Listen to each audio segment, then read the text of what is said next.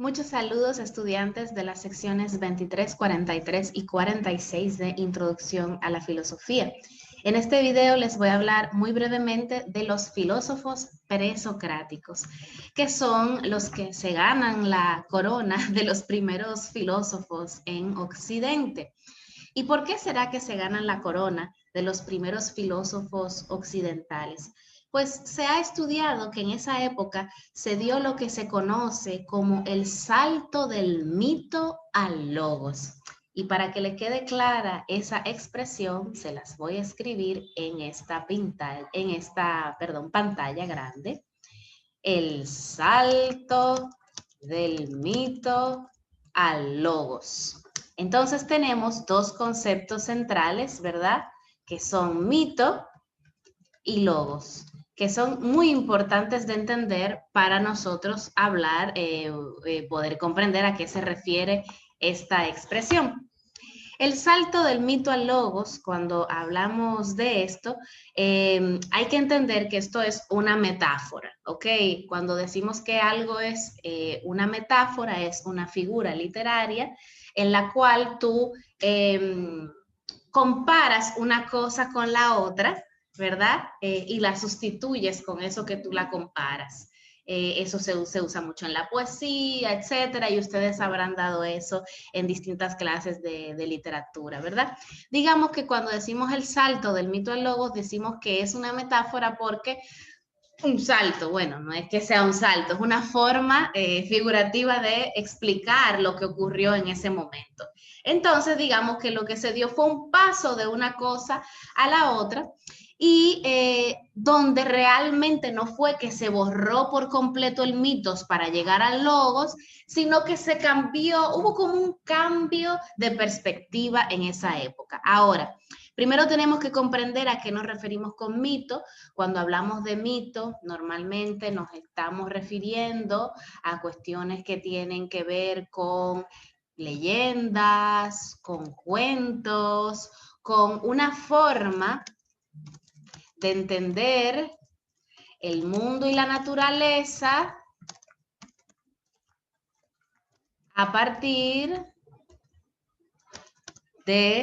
sea de lo divino, sea a partir de lo mágico, ¿verdad? De colocarle atributos sobrenaturales a las cuestiones naturales. A eso más o menos nos referimos con el mito. Y nosotros podemos identificar que cuando pensamos y nos cuentan sobre los indígenas, por ejemplo, cuáles eran sus mitos, ¿verdad? Que tenían a los semíes y cuál era el mito que tenían sobre cómo se creó el mar, por ejemplo, etcétera. Pero también en la época contemporánea, cuando hablamos de las distintas religiones, pues también tienen sus mitos, sus leyendas, sus cuentos de cómo se creó el universo, de cómo se creó el ser humano, ¿verdad? Estos son los mitos. Cuando hablamos del logos es una palabra que tiene diversos significados, pero tiene que ver con razón, con lógica, con pensamiento, con lenguaje, ¿ok? Tiene que ver con esto. Entonces, cuando decimos que pasamos de esto a esto, es que pasamos de una mirada más mística, más mágica de mirar la realidad y el mundo a una forma más racional y lógica, y con Y, espacio, lógica, de ver el mundo. Este es el cambio que se da en esta época de los filósofos presocráticos. Fíjense que cuando decimos presocráticos, estamos diciendo que son antes de Sócrates. O sea que en la filosofía Sócrates es un parteaguas, como que a partir de ahí arranca algo importante que luego lo vamos a ver, para no mezclar. Entonces todos estos filósofos presocráticos están antes de Sócrates y en esta época se dice que se da este momento en el que se pasa de una forma de ver el mundo a otra. A estos filósofos, como ya habíamos hablado en un momento, se les dice también filósofos de la naturaleza. Y eso va a tener, mucho que ver con esto que les estoy hablando. porque precisamente ellos van a estudiar la naturaleza y este salto que se da tiene que ver con la forma en la que ellos estudian la naturaleza. Porque antes, pues habían muchos mitos sobre la naturaleza. Los griegos tienen una mitología muy rica de la cual ustedes seguro algo les suena, que si Zeus, ¿verdad? Que si Atenas, Atenea, etcétera, ¿verdad? Apolo, bueno, todos estos son distintos dioses griegos y hay distintos dioses para distintas cosas. El dios del mar, que si Poseidón, etcétera. ¿Qué pasa? Que esas son formas de explicar la naturaleza desde la perspectiva del mito. Lo que hacen estos filósofos presocráticos es que estudian la naturaleza ya desde la perspectiva de la razón y de la lógica. ¿Y qué significa esto? Que ellos ya no están buscando explicaciones de la naturaleza fuera de la naturaleza, sino que están buscando explicaciones naturales. Es decir, ellos se preguntan, ahí se me solapó una cosa con la otra, ellos están preguntando, y es la gran pregunta que ellos se hacen y que ustedes deben tener bien clara, ellos se hacen esta gran pregunta: ¿cuál es el principio de todas las cosas? Esa es la gran pregunta filosófica que se hacen los presocráticos y que es bueno tenerla clarísima, porque eso es lo principal de los presocráticos, la pregunta que ellos se hacen y luego la forma a la que llegan a esa pregunta. Porque digamos que, como habíamos hablado antes, la filosofía, la religión, a veces se hacen preguntas similares, pero la forma de llegar a ellas es distinta. Es una forma más a partir de la fe, a partir de lo mitológico. Entonces, antes había muchas teorías sobre el principio, qué es lo fundamental, qué es demás. Ellos están tratando de verlo racional y lógicamente. Y cuando están hablando de principio, no están hablando necesariamente del inicio de algo, de cuándo empezó, sino de qué es lo fundamental en el todo, ¿ok? Eso es lo que ellos se preguntan. ¿Qué es lo fundamental en el mundo? ¿Ok? ¿Qué es lo común o lo semejante dentro de todo lo diverso? Dentro de todo lo diverso, voy a anchar aquí para que se vea aquí, dentro de todo lo diverso que hay en el mundo y en el universo. Es decir, nosotros lo que vemos es que muchas cosas cambian. Nosotros envejecemos. Yo no soy igual a como voy a ser dentro de 10 años o como era hace 10 años, ni ustedes tampoco. Vemos que las cosas cambian, las estaciones cambian, el cielo no está siempre igual, todo cambia. Ahora, ellos se preguntan, ¿cuál es el principio de todo eso? ¿Qué se mantiene? ¿Qué se conserva dentro de todo eso que cambia? Esa es su gran pregunta. Y entonces, lo particular es que ellos ya no van a explicárselo a partir de esto, ¿verdad? Ya no van a explicárselo a partir de esto, sino que van a explicárselo a partir de esto. Entonces, ellos se van a hacer esas preguntas y van a llegar a respuestas muy divertidas, las podemos ver hoy en día, y quizá las respuestas a las que ellos llegan realmente no son tan interesantes, hoy nos parecen como medio bobas, algunas de ellas, otras son increíblemente actuales, pero algunas son un poco como, bueno, qué sé yo. Pero lo más interesante es la pregunta que se están haciendo y la forma en la que tratan de llegar a una respuesta. Entonces ustedes van a ver ahí en el material que tienen, van a ver ahí a varios filósofos como Tales de Mileto, que se gana la corona del el primer filósofo occidental, y luego tenemos entonces a sus discípulos Anaxímenes y Anaximandro. Y bueno, estos son los que se llaman los filósofos de Mileto, que ellos entonces vienen y plantean cuál es el principio de las cosas. Que uno dice que si Tales decía que era el agua, que si el otro dice que era el apeirón o lo indeterminado, que si el otro dice que era el aire. Eso para ellos están buscando cuál es el principio de todo. Pero entonces tienen también teorías sobre el universo, que cómo es la Tierra, que si la Tierra flota sobre agua, decía Tales de Mileto, o que si la Tierra es cilíndrica. Bueno, ustedes van a ver que tienen diversidad de miradas, y luego más adelante vamos a tener a filósofos como Pitágoras, que seguro les suena por las clases de matemática, porque él era muchos de ellos eran matemáticos también. En ese momento, piensen que las ciencias no estaban tan separadas, sino que era filósofo, matemático, no sé qué, eran sabios en ese momento.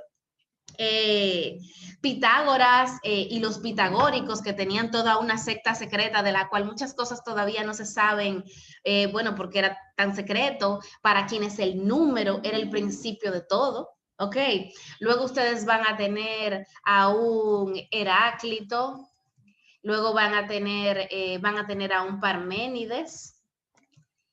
Y estos dos, Heráclito y Parménides, son muy importantes todavía, porque se puede decir como que inauguran dentro de la filosofía dos líneas que luego van a estar como en contradicción durante toda la historia de la filosofía. Y ustedes tienen a un amigo Parménides, quien te habla del ser. ¿Recuerdan la rama de la filosofía que era la ontología? Pues Parménides te habla de una concepción del ser y de que no se puede hablar del no ser.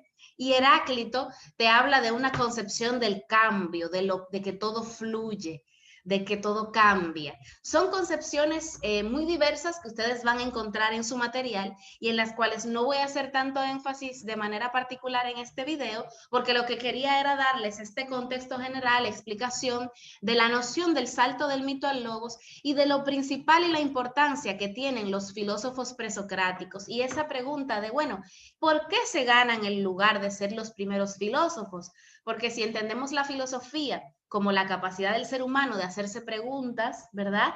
De reflexionar sobre la vida, sobre el universo, podemos decir que desde que hubo seres humanos hubo filosofía. Y es verdad, porque todos los seres humanos nos preguntamos cosas y ya en el mito hay filosofía, porque es una búsqueda de respuesta a las cosas que nosotros estamos viviendo, al cambio que vemos en la naturaleza, al cambio que vemos en los astros. Los mitos son también, tienen mucho de filosofía. Entonces esto, por eso no hay que entenderlo como un cambio radical, que ya no hubo mito y entonces vienen logos. No, incluso los mismos filósofos a veces van a usar mitos para explicar su filosofía. Lo que se da es como un cambio de que el mito era lo principal y ahora va a ser la razón lo principal y el mito va a ser algo auxiliar. Sí, es importante que eso se capte y que entonces lo que hace que sean, aunque antes hubo pensamiento filosófico, lo que hace que ellos se ganen el lugar de los primeros filósofos es que va a cambiar este cambio de forma de abordaje de las preguntas, que ya no es solo que me preguntan cosas y lo respondo con el mito, sino que le busco la vuelta para hacer una explicación racional y lógica de lo que estoy buscando. Por ejemplo, voy a poner el ejemplo del primer filósofo de Tales, de Mileto, quien llega a la conclusión de que ante esta pregunta, ¿cuál es el principio de todas las cosas? Él dice que es el agua. Ahora, ¿cómo él llega a eso? Sí, había mitos de la importancia del agua, pero él trata de darle una explicación racional. Él dice, primero, ellos vivían en una costa, ¿ok? Primero, y ahora les voy a mostrar un mapita al respecto. Ellos vivían en una costa de lo que hoy es Turquía, ¿ok? En donde vivían los presocráticos es lo que hoy es Turquía. Entonces, ellos estaban rodeados de agua, lo primero, entonces veían la importancia que tiene el agua para la vida, porque vivían en una costa, pero también para el comercio, entonces para la vida económica también era importante, pero él además observó la importancia del semen, que entonces tenían una idea de la importancia que tenía el semen en la reproducción, o sea, que ya tenían idea de esto, y entonces dice, bueno, pues entonces este es lo fundamental, este es el principio de todas las cosas. Está tratando de buscar una explicación racional a partir de la observación.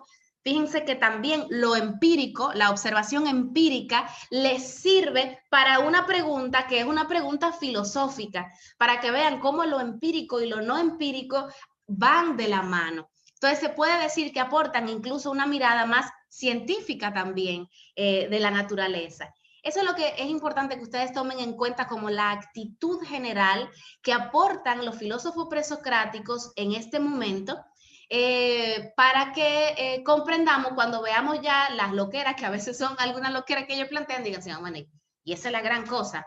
Sí, la gran cosa no es tanto la respuesta a la que llegan, sino la vía por la cual llegan a esas respuestas. Y para que vean que no todo era pura loquera, hay unos filósofos que son los atomistas, que se puede decir que son los que recogen en su época. Ustedes van a ver que en cada época hay como algunos filósofos que al final como que recogen como lo principal, lo mejor de toda su época y hacen la teoría como más completa.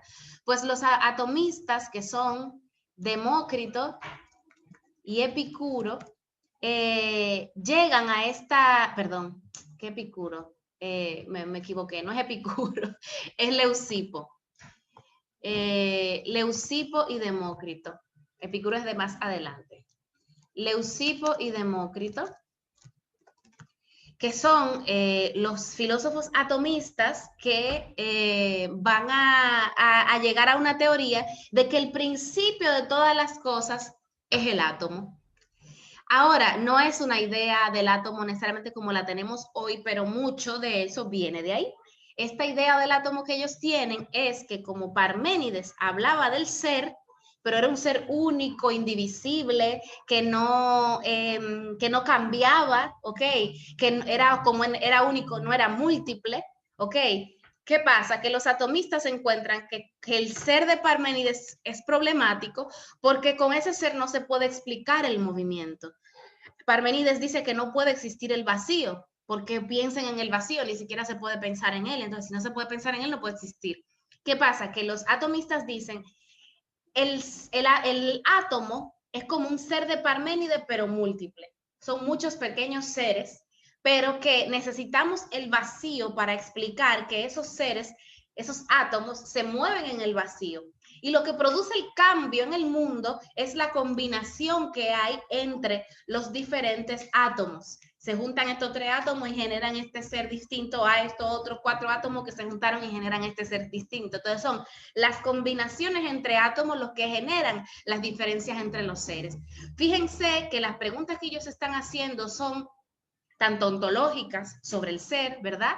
Pero se están haciendo preguntas fundamentales también sobre el cosmos, sobre el mundo, cómo es el universo, cómo es el mundo. Se están haciendo preguntas nunca sobre el ser humano, porque ellos no veían al ser humano de manera separada de la naturaleza, sino que el ser humano era parte de la naturaleza.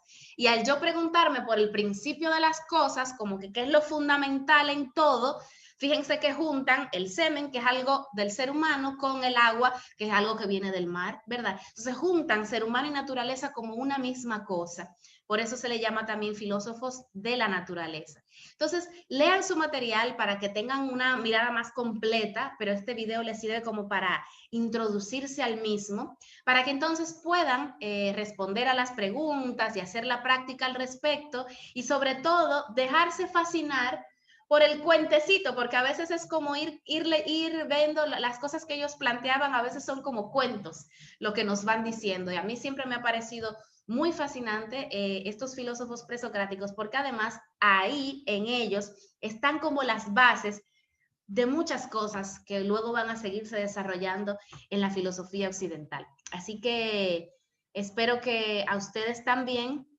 les parezca bastante interesante y fascinante.